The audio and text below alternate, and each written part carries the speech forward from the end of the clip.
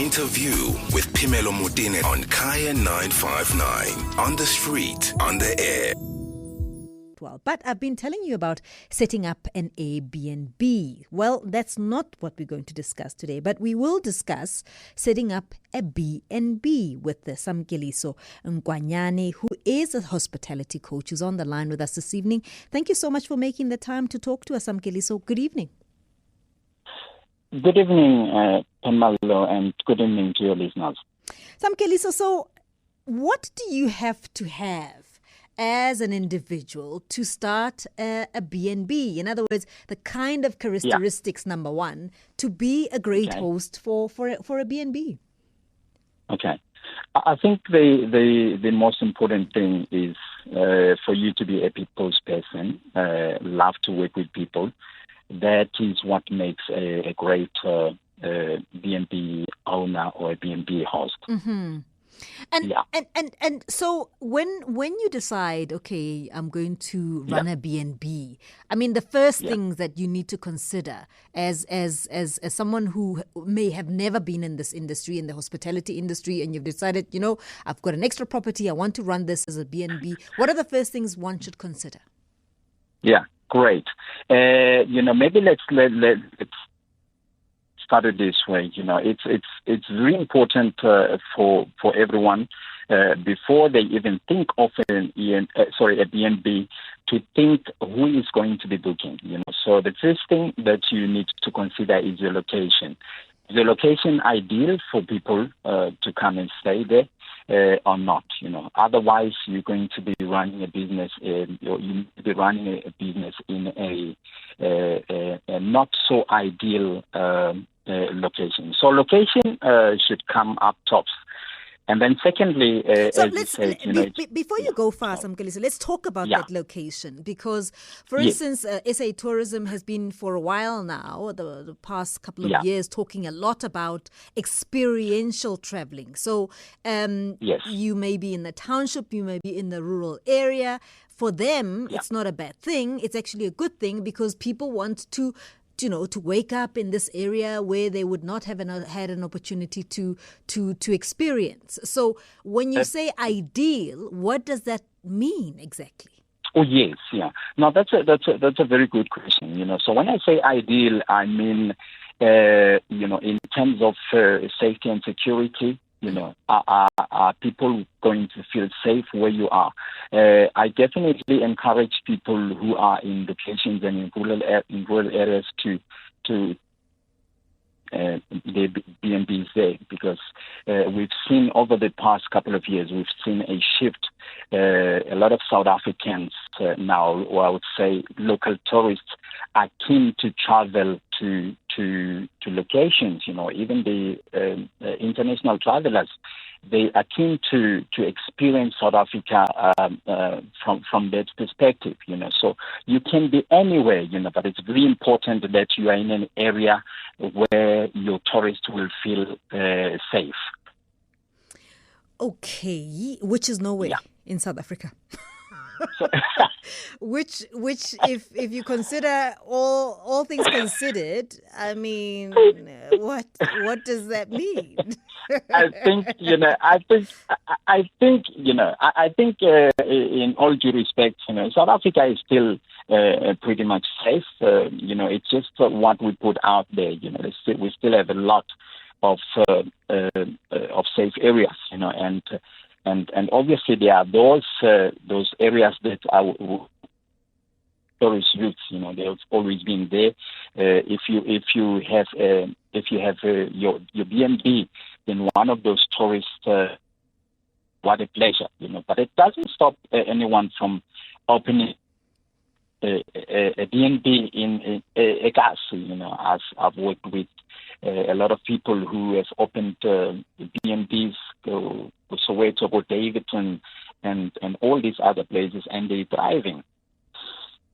Yeah, I mean, the point I'm making, and I mean, I may sound a little bit cynical, is that, there's this perception that, yes, as you're saying, in the township, it's less safe, and then in the suburbs, it's not, which is not true.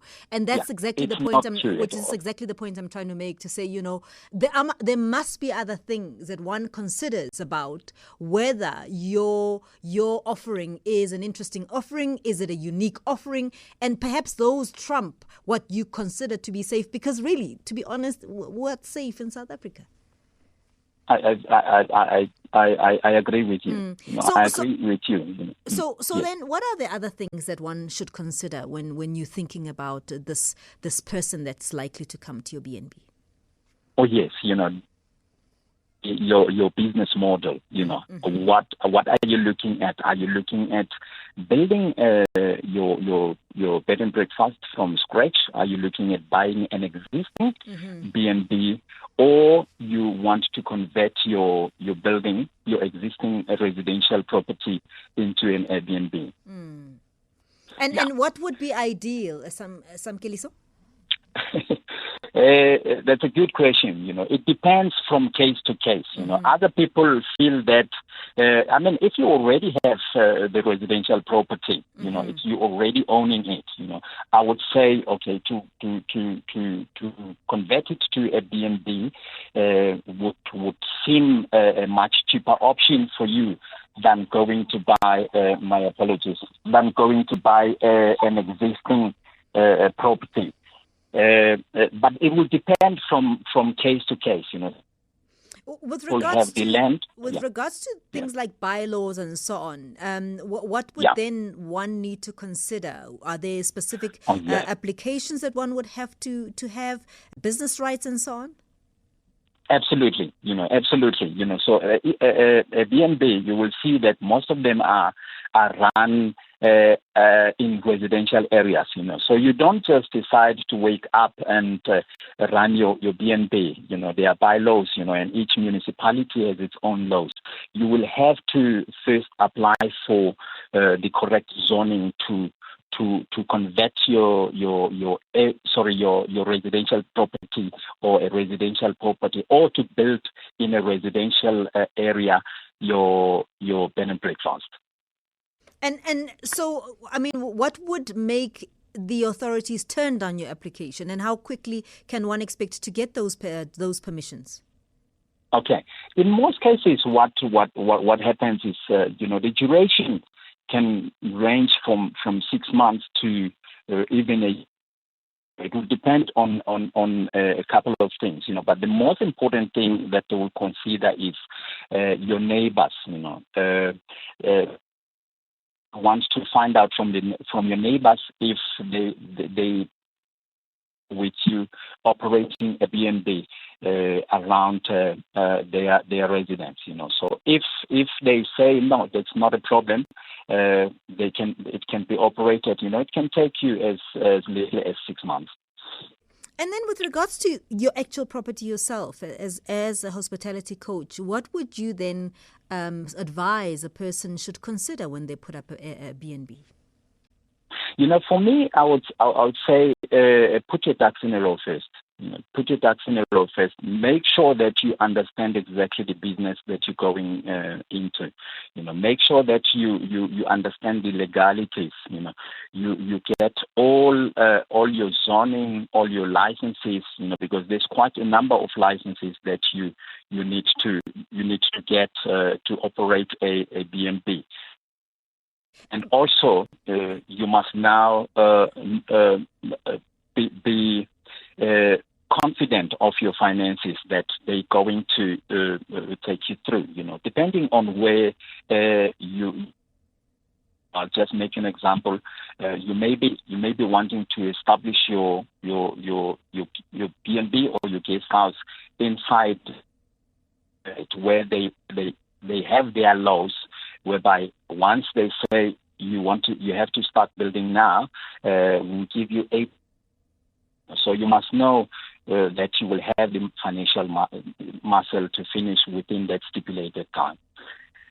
And with an existing property, to to your experience, what would then be required for it to be, acceptable in the hospitality industry? Okay, the most important have to do is obviously you have to get your building plans approved. That's very important. From the legal, you have to get your plans approved. There's lots of other aspects. Depending on how you're going to run it. If you're going to serve meals, you have to get that certificate of compliance. And a whole lot of other stuff, but then also say, it's very important for each and every bed and breakfast owner to think about what is it that is going to make them unique. There's a lot of tourism associations around that a person can join, and they can also do the tourism grading and check what is it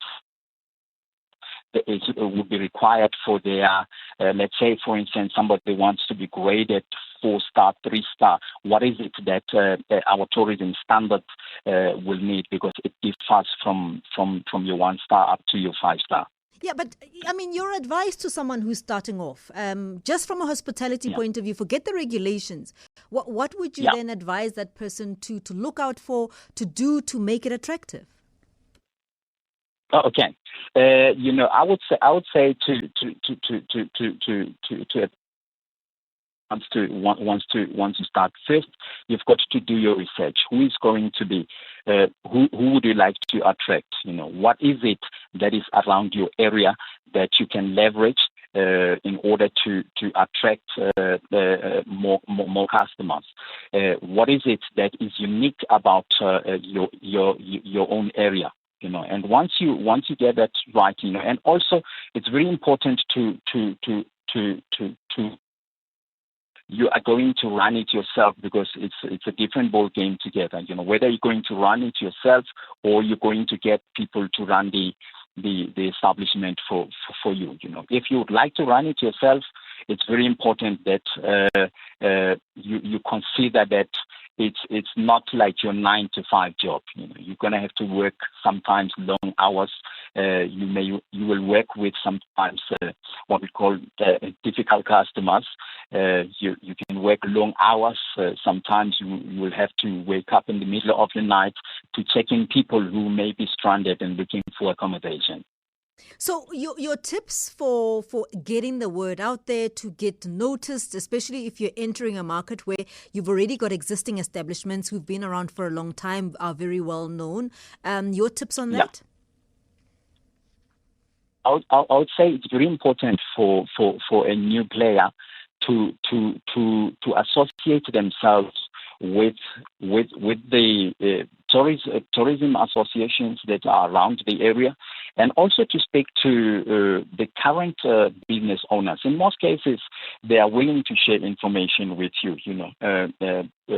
Just make sure people, if you are next to an airport, you want to go out and speak to people who are around the airport. If you're next to a hospital, you would like to speak to people who are at that hospital, to send your word out there.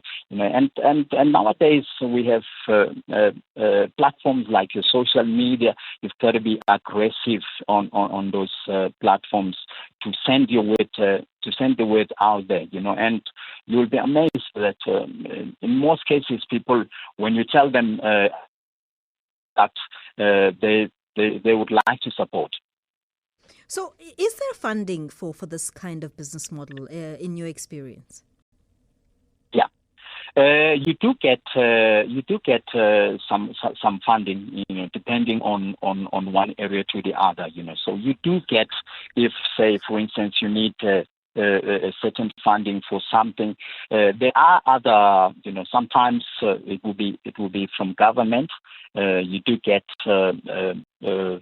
funding from government, but the most important thing is you've got to work with tourism if you want to get those kinds of assistance.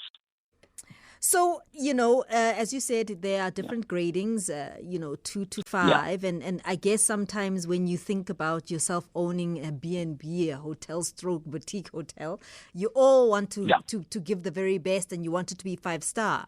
Is it necessary to thrive for that? Is it necessary to thrive for that? Or is there a gap in the market for the lower stars? Okay. For me, I always advise people to start low, because if you want to go for 5-star from the onset, you may fail, So I always advise people low, maybe 3-star or 4-star, But when it comes to the service, you obviously want to give your 5-star service, But in terms of the amenities, I would say, start low with maybe 3-star and then build your way up. So the things that are required, let us say you do want to have your 5 stars and you're at least working towards that. What would then be required as a service provider to get you those 5 stars? Okay. The good thing is that, if one goes to the tourism grading website, very, very nicely. It's a whole lot of things that you have to get, but 3-star, you're not going to start from scratch. You may want to this and that things. So the tourism grading council website, I really like it because they have made it very for business owners to just go and check and say, okay, I would like to be 5-star. My grounds need to look like this. My exterior needs to look like this. My interior needs to look like this and should have this and that. It's a lot that, if I were to count, I would spend probably the whole hour. All right, let me leave it there then. Samkeliso Nkwanyane, who's a hospitality coach, just taking us through about where you could start if you're looking to start a B&B and the different organizations that you can approach if you want some guidance there. So go to those grading facilities, those organizations that are going to help you navigate what you need to set up a proper B&B. And as you said, start small. Who knows? Maybe we can be coming to you in a couple of years as a 5-star establishment.